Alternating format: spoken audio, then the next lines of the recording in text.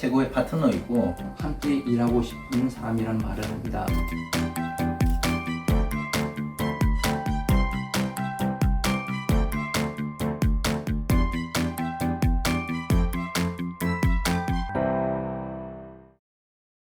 네, 안녕하세요. 저는 공공과 민간에서 10년 이상 IT 업무 경력을 가지고 있는 성진호 기술자입니다. 현재 통일부 북한 이탈 중인 안전조짐에서 정보 시스템 개선을 하고 개인정보 보호 그리고 정보 보안 그런 총괄해서 정보화 사업을 하고 있습니다. 어렸을 때 만화 영화를 참 많이 봤습니다. 그 당시에 로봇 만화도 되게 많았거든요. 근데 안타깝게도 주인공들이 하는 말들을 이해 못하고 그냥 그림만 보니까 좀 답답했습니다. 그래서 그거 보면서 나와 상대방과의 대화를 도와주는 로봇이 이제 좋겠다. 그렇게 생각했기 때문에 자연스럽게 IT 쪽, 전자공학 쪽으로 생각을 하게 됐고요. 지금 다시 생각해보니 제가 대학원에서 인공지능 공부를 하고 있는데요. 로봇도 어떻게 보면 음성인식 그런 기술이 인공지능 그런 한 분야이더라고요. 큰 줄기에서 꿈을 차근차근 밟아 나가는 것 같습니다. 네.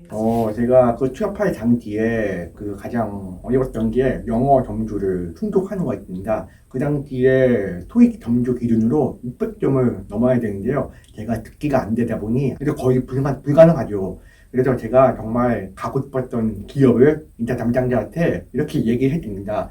제가 듣기가 안 될 뿐이지 대학교에서 원초로 읽고 그리고 떴다. 그리고 학점도 4.0 이상 된다. 공무원 채용할 때 듣기 점수를 제외한 읽기 점수로 점수를 매기고 있다. 그렇게 해달라고 한번 요청해봤습니다. 하지만 인사 담당자께서는 그래도 비장애인과 동일한 영어 점수를 채워야 한다고 했습니다. 그래서 그 길로 국가인권위원회에 한번 진정을 내봤습니다. 그래서 몇 개월 뒤에 답변을 받았는데요. 중증 청각장애인에게 비장애인과 동등한 영어 점수를 요구하는 것이 간접 차별이다. 그래서 그 이후에 1년 뒤에 보니까 모집 요강 보니까 청각장애인용 별도 점수가 반영됐더라고요. 물론 제가 혜택을 받지 못했지만 그 이후에 많은 청각장애인들이 혜택을 받았으면 좋겠다는 생각도 많이 했습니다. 하고 싶은 일은 제한을 두지 말고 일단 해보라고 하고 싶습니다. 그러기 위해서는 두 가지 전제 조건이 있습니다. 첫 번째는 지원하고자 하는 분야에 완벽하게 숙지를 해야 합니다. 누군가가 나에 대해서 알아주면 정말 기분 좋은 것처럼 나도 회사에 대해서 정보를 많이 공부했다라고 하면 우리 회사에 정말 관심 많구나 라고 그런 좋은 인상을 줄 수가 있습니다. 그리고 두 번째는 나의 핸디캡을 명확하게 인지를 하고 어떻게 보완을 해서 업무를 할 수 있을 것인가를 고민을 해봐야 합니다. 어떻게 보완을 해야 할지 그런 대책을 전달하면 기업도 이 사람은 우리 회사에서 얼마든지 일할 수 있겠구나 라고 생각할 수 있기 때문입니다. 가장 어려웠던 게 아무래도 커뮤니케이션입니다. 모든 직장인 업무가 커뮤니케이션부터 시작해서 커뮤니케이션으로 끝난다고 해도 과언이 아니지 않습니까? 대면 회의해야 하는 경우도 있지 않습니까? 그러면 회의에 참석하는 상대방을 입장을 한번 생각을 해보고 왜 회의를 하는 건지 목적을 한번 파악해 봅니다. 그 목적을 생각하면서 이 사람이 나한테 뭘 원하는지 그리고 예상 질문이 어떤 건지 미리 파악하고 답변까지 미리 정리합니다. 그래서 정리해서 미리 회의하기 전에 메일로 보냅니다. 그러면 피드백을 줄 거지 않습니까? 그러면 피드백을 받아가면서 서로 회의하기 전에 사전 지식을 최대한 확보함으로써 오히려 저한테 사전 지식을 공백을 줄일 수가 있습니다. 제가 전화 업무를 하는 게 거의 불가능하기 때문에 옆에 있는 동료가 전화를 받아줍니다. 그러면 동료분께서 전화 내용을 정리를 해서 저한테 텍스트로 정리해서 줍니다. 이 부분은 제가 이 팀에 오기 전에 이미 저의 핸디캡을 우리 팀원들이 다 알고 있기 때문에 자연스럽게 해결된 문제입니다. 핸디캡과 관련 없는 문서 작업이라든지 그런 부분에 좀 더 집중해서 열심히 하면 충분히 인정을 받을 수가 있습니다. 최고의 파트너이고 함께 일하고 싶은 사람이란 말을 합니다. 가급적이면 정확한 입모양을 해서 성진호 선생님이 알아들을 수 있도록 쉽게 발음을 하려고 노력하고 있습니다. 저는 성중마님하고 일하면서 언어적 방식 외에도 여러 가지 다양한 방식으로 소통을 하고 있고 그것이 결코 불편하다고 생각하는 적이 없습니다. 눈빛을 통해서라도 금방 소통이 되기도 하거든요.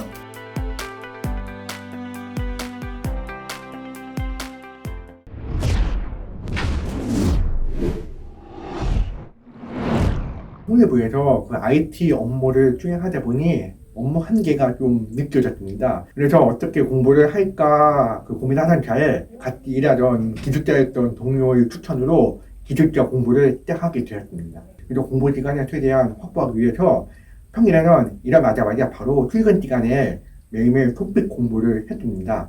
그리고 회사에 오자마자 바로 한 문제 풀었고요. 그리고 업무를 하고 퇴근하고 바로 집에 가서 4시간 이상 공부를 했습니다. 그리고 주말에는 당연히 10시간 이상 풀로 공부를 했었고요.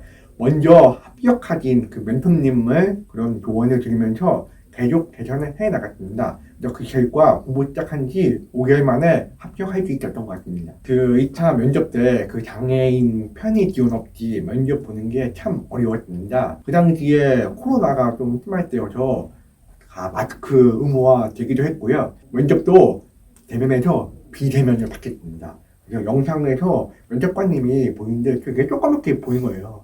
얼굴도 잘 안 보이는데 왜냐면 제가 그 입모양을 봐야만 소통이 가능한 그런 상황이었기 때문에 되게 좀 어려운 상황이었습니다.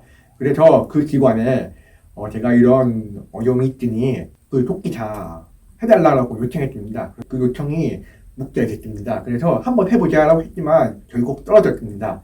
그래서 두 번째 기회 때 이거는 안 되겠다 싶어서 강력하게 요구를 했습니다. 그래서 면접 보기 한 2주 전인가 3주 전에 그 요구가 받아들여져서 면접관님하고 같은 장소에서 토끼차 대동해서 면접을 볼 수 있었습니다.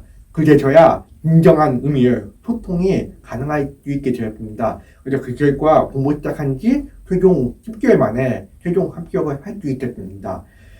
그리고 나중에 알고 보니 그 시험을 주관하는 그런 홈페이지에서 장애인 편의 지원 그런 안내문이 있었습니다. 처음에는 청각 장애인 경우에는 주와 통역자만 지원한다라고 되어 있었습니다. 그래서 저 같은 똑같은 피해 볼 사람이 있을 것 같아서 다시 강력하게 토끼차 지원해달라는 문구를 넣어달라고 했습니다. 그 결과 지금 홈페이지에 가보시면 문자 통역 지원이라고 했습니다.